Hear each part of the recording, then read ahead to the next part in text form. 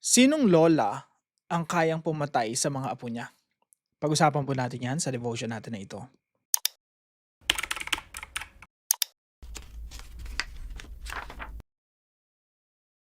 Magandang araw po sa bawat isa sa inyo. Welcome back to our 365 Daily Devotions, Bible Characters Edition. Binabati ko po muna ang aking kaibigan, no, si Brother Alvin and si Andeng. Maraming salamat po sa inyong pagsubaybay dito sa mga devotions natin, no? At salamat sa mga encouragement. So, ngayon po ipagpapatuloy po natin yung ating pag-aaral patungkol po sa mga kings of Israel. Teka lang, kailangan ko ng tablet ko.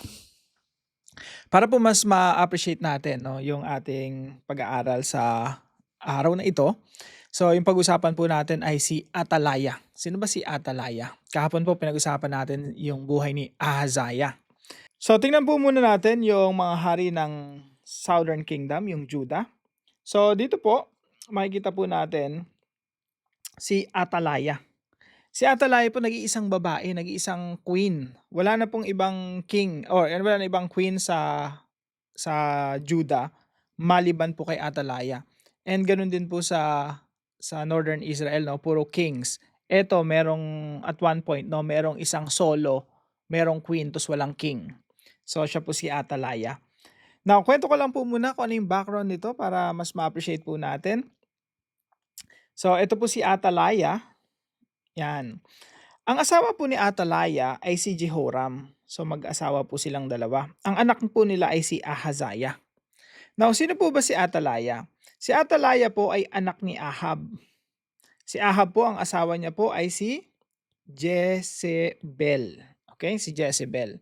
So ang anak ni Jezebel tsaka ni Ahab, si Jehoram, si Ahaziah, tsaka po si Queen Atalaya.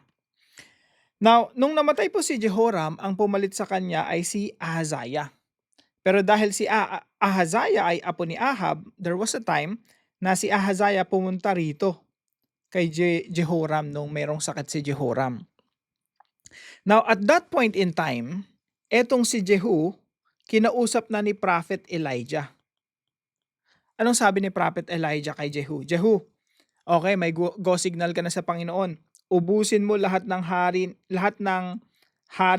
or lahat ng salinlahi o lahat ng yung royal family ni Ahab. Ubusin mo lahat 'yan. Patayin mo 'yan sila Jehoram. At si Ahaziah na sakto pumunta sa Northern Israel, pinatay din ni Jehu. So nung malaman ni Atalaya na namatay si Ahaziah, eto na po yung kwento natin, no? Matatagpuan po natin ito sa 2 Kings chapter 11. Sabi po rito sa 2 Kings chapter 11, "Now, when Atalaya the mother of Ahaziah saw that her son was dead, pinatay na si Ahaziah ni Jehu, she arose and destroyed all the royal family." Si Atalaya, pinatay niya yung royal family. But Jehosheba, the daughter of King Joram, sister of Ahaziah, took Joash, the son of Ahaziah, and stole him away from among the king's sons who were being put to death. So isipin niyo po, si Atalaya, anak niya si Ahaziah. Lahat ng mga anak ni Ahaziah, mga apo niya na yun, pinagpapatay niya, inubos niya. Maliban na lang kay Joash na natira, si Joash po ay niligtas ng kanyang auntie na si Jehosheba, na kapatid po nung tatay ni Joash, si Ahaziah. So anong nangyayari dito? Bakit merong isang Atalaya, no, reyna, na pinatay niya lahat ng mga apo niya for the sake of, getting the power, that usurping the power of the Davidic line, of Davidic king. Kaya ito po yung mga katuruan natin ngayong araw. Number 1 po, Atalaya succumbed to the curse of wealth and power. Si Lola Atalaya, no? Na ano na siya, nilamo na siya ng kapangyarihan at ng kayamanan, kapangyarihan ng pagiging queen. Ayaw niyang ibigay yung paghahari sa kahit kaninong anak ni Ahaziah ng mga apo niya na. Sarili niyang apo. Ginawa niya, pinagpapatay niya lahat, no? At wala siyang tinira maliban na lang doon sa naitakas si Joash. So, she succumbed to the curse of wealth and power. Ano po ba yung sumpa ng wealth and power? Pinag-usapan po natin yung nakaraan, no? Isang sumpa po ng wealth and power Ito yung talagang maaakit ka once na nagkaroon ka ng kapangyarihan, nagkaroon ka ng kayamanan, you want for more of it, more of power, more of wealth, and it doesn't end. At yung pinaka-curse po niyan, walang satisfaction. Kahit madagdagan pa yung yaman mo, kahit madagdagan pa yung kapangyarihan mo, walang satisfaction. Pangalawa po, there's always a spiritual battle between good and evil. Tandaan po natin, ang Diyos laging active. Active sa politics, active sa church, active sa business, active sa lahat. Kaya nga, yung bawat individual dito sa mundo, dapat maging aware na mayroong Diyos na nakakita sa lahat ng kanyang ginagawa. Kasi God is ready to bless. At the same time, He is ready to punish. He is ready to discipline people. Why? Because God is active all the time. So there's always spiritual battle between good and evil. May mga spiritual forces of darkness. Tapos merong forces of, merong mga anghel, merong dalawang side lagi, no? May Diyos, merong si Satanas, si Jesus, mga kampo ng kadiliman. Kumikilos yan, no? Behind the scene. Ang nakikita lang natin puro physical, ang nakikita lang natin politika, ang nakikita lang nila during that time, nagpapatayan yung mga kings, nag-uubos ang lahi. Pero ang nakikita ng mga propeta, there's a God who is involved even in politics. There's a God who is involved even in the change of administrations. So, there's always spiritual battle between good and evil. Kaya dapat lagi tayong nananalangin no? Nakikita lang natin physical, pero merong power behind that. Merong evil forces, merong good forces behind what we see. Kaya po inuutusan tayo ng Biblia na laging manalangin because our battle is not against flesh and blood but against principalities, spiritual powers. Pangatlo po, God is actively purging evil for the sake of Christ and His kingdom. Ito yung maganda po rito. Yes, merong spiritual battle, pero dapat nating panampalatayahan na lagi ang Diyos ang nagwawagi. God is also active. Kung paano active si Satanas at yung mga diablo, mas active si Lord kasi creation niya to eh. Sa Kanya lahat to, sa Panginoon lahat ng ito. At mas active si Lord. At He is purging evil. Ano po yung purging? Yung inuubos niya yung kasamaan dito sa mundo for the sake of Jesus Christ and His kingdom. Kaya ito yung favorite verse ko eh. Ito yung hugot nito eh. Yung Psalm 110 verse 1. Isa sa mga favorite verses ko po ito dahil ito yung favorite verse ng mga apostles, most quoted Bible verse in the Old Testament, quoted in the New Testament. Sabi dito, the Lord says to my Lord, si David yung nagsulat nito, sabi niya, si Yahweh, sabi dun sa Panginoon ko, si Jesus, sit at my right hand until I make your enemies your footstool. Umupo ka sa aking kanan hanggang sa aking gawing tungtungan ng iyong paa ang iyong mga kaaway. So sabi ng Diyos Ama sa Diyos Anak, maupo ka sa kanan ko, sa trono, sa kanan trono ko upang lahat ng mga kaaway mo ipaisilalam ko sa iyong paanan. Ganun po kahalaga yung pag-akyat ni Jesus sa langit at pag-upo niya sa trono. Na lahat ng mga kaaway ni Jesus ipapailalim sa kanyang paanan. So, yan po ang nakikita natin sa kasalukuyan at yan po ang mangyayari sa hinaharap. God is actively purging evil. Inuubos ng Diyos ang kasamaan. Hinuhusgahan, hinahatulan ng Diyos ang kasamaan. At ang pangako po ng Biblia, only the kingdom of God will stand forever, will last forever. Lahat ng mga kingdoms ng mga nations, they will all bow down to the kingdom of the Lord Jesus Christ. So God is actively purging evil for the sake of Christ and His kingdom. At nakikita po natin ito sa istorya po ni Atalaya, ni Joash, no? May spiritual battle, pero pinipreserve ng Diyos yung Davidic line hanggang sa pagdating ng ating Panginoong Jesucristo. Bilang application po sa pinag-aaralan natin ito, number 1 po, always remember that wealth and power are like drinking salt water. Tandaan natin, ang kapangyarihan at ang kayamanan, para mayahambing natin ito sa seawater, no? Sa tubig dagat. Kapag ininom mo ito, habang iniinom mo, kala mo masasatisfy ka, well in fact, lalo kang mauuhaw. Lalo kang madidehydrate. Lalo mong gugustuhin ng tubig. So the more you drink seawater, the more you will become thirsty.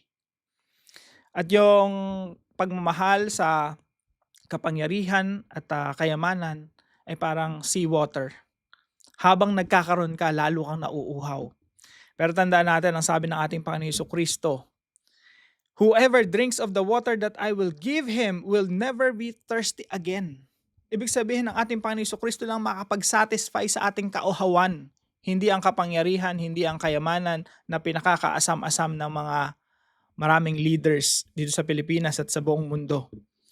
Subalit ang sino mang umiinom ng tubig na aking ibibigay ay hindi mauuhaw magpakailanman.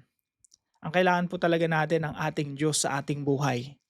Sa pamamagitan lang natin Panginoon Jesucristo ng Santong Espiritong nananahan sa atin, tsaka lang mapapawi ang ating kauhawan. Pero yung wealth and power, yung sumpa niyan, lalo tayong mauuhaw. Yung sumpa niyan, emptiness. The more you have it, the more you will become empty. Point number 2, pray without ceasing, knowing that our battle is both physical and spiritual. Lagi po tayong manalangin. Sinasabi po ni Apostol Pablo sa mga taga-Epeso, tsaka sa mga taga-Thessalonians, no, na pray without ceasing. Sabi ni Apostol Pablo sa mga taga-Epeso, our battle is against flesh and blood, no? Ephesians chapter 6 verse 12. And that's why we always have to pray. Bakit? Ito yung sandata natin sa spiritual realms. May mga laban tayo dito sa physical, pero may laban din tayo sa spiritual. In the spiritual realm, our weapon is truth and prayer. Kaya po mga kapatid, lagi nating isangguni sa Panginoon lahat ng ating mga ginagawa. I-surrender natin sa Panginoon yung ating buhay, ating mga activities, lahat ng ating mga plano, because there's spiritual battle. Kailangan natin ng backup ng panalangin at pagsangguni sa ating Panginoon. So pray without ceasing, knowing that our battle is both physical and spiritual. And number 3 po, seek the advancement of God's kingdom and His righteousness. Sa istorya po ni Atalaya, nakita natin yung pag-preserve ng Diyos kay Joash. Kasi po galing kay Joash, magtutuloy-tuloy yung Davidic line hanggang sa pagdating ng ating Panginoon Jesucristo. At yung kaharian ng ating Panginoon Jesucristo ang siyang gagapi at tatalo sa lahat ng mga kaaway. Ang sabi po ng Diyos Ama sa Diyos Anak, sit at my right hand until I make your enemies a footstool for your feet. Ibig sabihin lahat ng mga kaaway ng ating Panginoon Jesucristo ay may sa ilalim sa kanyang paanan. Kaya po maraming mga empires, no? Kingdoms come and go. Pero only the kingdom of the Lord Jesus Christ will last forever. Ang maganda po nito, mga kapatid, we are kingdom citizens. We belong to the kingdom of the Lord Jesus Christ. Kaya po ang pinapalaganap natin dito sa mundo ang kaharian ng ating Panginoon. So seek the advancement of God's kingdom and His righteousness. Ang maganda nito mga kapatid, tayo magwawagi. Itong pagwawagi na to ay sinimulan na ng ating Panginoon Jesucristo 2,000 years ago. Ito ay patuloy na nagwawagi ngayon. It will continue to be victorious until the return of the Lord Jesus Christ. Now, para po sa ating discussion, how can we practically participate in God's work of purging evil from this world? I wish nakaka-attend kayo dun sa aking klase. No? May klase po ako every Monday. Tinatalakay po namin itong mga bagay na ito. So, sa ating mga discussion groups, practically speaking, no, paano tayo magpa-participate sa ginagawa ng Diyos na pagpa-purge, pag-ubos, paglupig sa kasamaan dito sa mundo. At para po sa ating dive deeper, pag-usapan po natin si Atalaya, si Herod, at ang ating Panginoong Jesucristo. Tayo po'y manalangin. Heavenly Father, teach us not to be consumed by wealth, power, or selfish ambition. For these things can never satisfy the soul apart from you. Guard our hearts from pride and remind us that true joy and peace are found only in Christ. Strengthen us to stand firm in both physical and spiritual battles, praying without ceasing and walking in faith, wisdom, and holiness. Help us seek first your kingdom and righteousness in all we do. Use our lives to advance truth, justice, mercy, and the gospel, that Christ may be glorified through us.